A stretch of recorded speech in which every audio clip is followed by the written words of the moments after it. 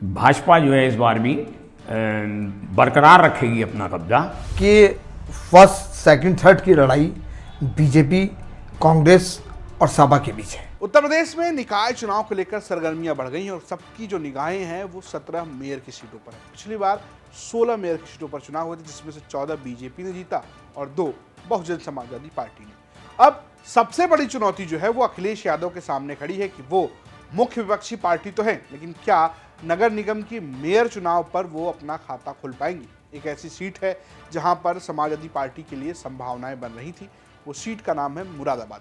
मुरादाबाद ऐसी सीट है जहां पर समाजवादी पार्टी का सांसद भी है, लेकिन एक ऐसी गलती है जो शायद यहां पर सपा और अखिलेश यादव को भारी पड़ सकती है। दरअसल ये सीट, वैसे तो अगर मेयर का आप हिसाब देखें तो सीट जो बीजेपी के लिए मुफीद रही है। 2012 में यहाँ से बीना अग्रवाल बीजेपी से मेयर बनी। बीना अग्रवाल के निधन के बाद 2016 में विनोद अग्रवाल उनके पति मेयर बने और 2017 में फिर से उनको टिकट मिला बीजेपी से और वो फिर चुनाव जीत गए और इस बार बीजेपी ने वही दाव वापस खेला है।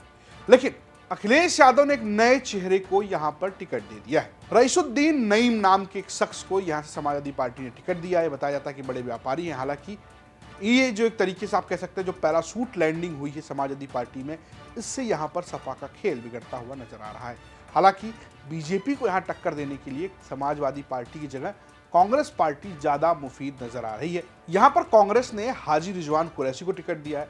कांग्रेस के अलावा बसपा और एआईएम ने यानी कि ओवैसी की जो पार्टी है उसने भी यहाँ पर मुस्लिम उम्मीदवार को टिकट दिया है। ऐसे में मुस्लिम वोटों का यहाँ पर एक तरीके से बंटवारा होता हुआ नजर आता है। वैसे अगर आप देखिए तो कांग्रेस के हाजी रिजवान पिछली बार दूसरे नंबर पर थे। वैसे अगर हम स्थानीय पत्रकारों की माने तो बीजेपी यहाँ पर सॉलिड लीड लेती हुई नजर आ रही है, क्योंकि उसकी बड़ी वजह यह है कि यहाँ पर मुस्लिम वोटों का बंटवारा होता हुआ नजर आ रहा है। हालांकि कशिश कुरैशी जो स्थानीय पत्रकार हैं उनका यह कहना है कि यहाँ पर जो टक्कर है या तो वो सपा या बीजेपी या कांग्रेस या बीजेपी पर होगा, लेकिन अगर एक तरफा ध्रुवीकरण होता है तो बीजेपी को नुकसान हो सकता है। सुनिए क्या कह रहे हैं स्थानीय पत्रकार। बड़ी कशमकश वाली स्थिति बनी हुई है इस टाइम। हालांकि जो देखने में दिखाई दे रहा है वो बिल्कुल साफ दिख रहा है कि भाजपा जो है इस बार भी बरकरार रखेगी अपना कब्जा, क्योंकि समाजवादी पार्टी ने एक नया प्रत्याशी उतारा जिसकी कोई पहचान कहीं नहीं है। तो उस हिसाब से बीजेपी और कांग्रेस में मुख्य मुकाबला माना जा रहा है और तीसरे नंबर पर समाजवादी पार्टी। निश्चित बीजेपी का पल्ला भारी रहेगा हर स्थिति में। उसका कारण ये है कि एक वर्ग के पास कोई सब्स्टिट्यूट नहीं है, विकल्प नहीं है भाजपा के अलावा, और दूसरे वर्ग में जो है वो 5 जगह वोट कटिंग होगी, 5 जगह कम से कम। तो उसका सीधा फायदा जो है वो बीजेपी को मिलना है और निश्चित फायदा मिलना है। उसमें स्ट्रॉन्ग स्थिति जो वो भाजपा की है। कुल किस तरीके का समीकरण है मुरादाबाद की सीटों पर? समीकरण बहुत बिल्कुल साफ है। जिसको 1.5 लाख के करीबन वोट मिलेंगे वही चुनाव निकाल पाएगा। समीकरण बहुत साफ है कि यहाँ जो चुनाव होता है वो सीधा जो है वो ध्रुवीकरण होता है एक तरह से। देखिए, वैसे तो हर सियासी पार्टी ने सिर्फ भाजपा को छोड़ के मुस्लिम प्रत्याशी उतारा है और हर प्रत्याशी ये कह रहा है कि हमारा मुकाबला बीजेपी से है।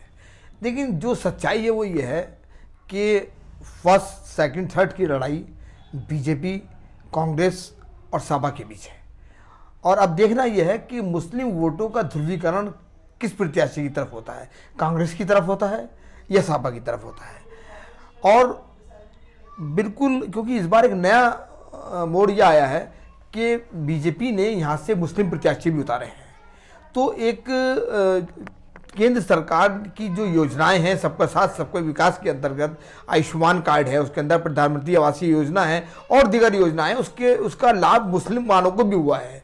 तो इस बार जब मुस्लिम प्रत्याशी उतरे हैं और उन्होंने मुसलमान को वोट दिया है तो बीजेपी को कुछ परसेंट वोट मुस्लिम वोट भी मिल रहा है।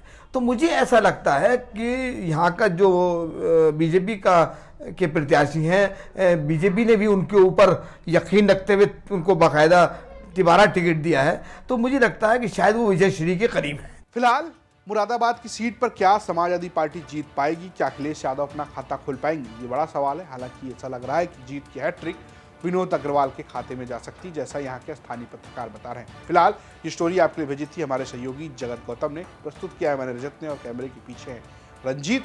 निकाय चुनाव से जुड़ी तमाम खबरों के लिए देखते रहिए यूपी तक। नमस्कार।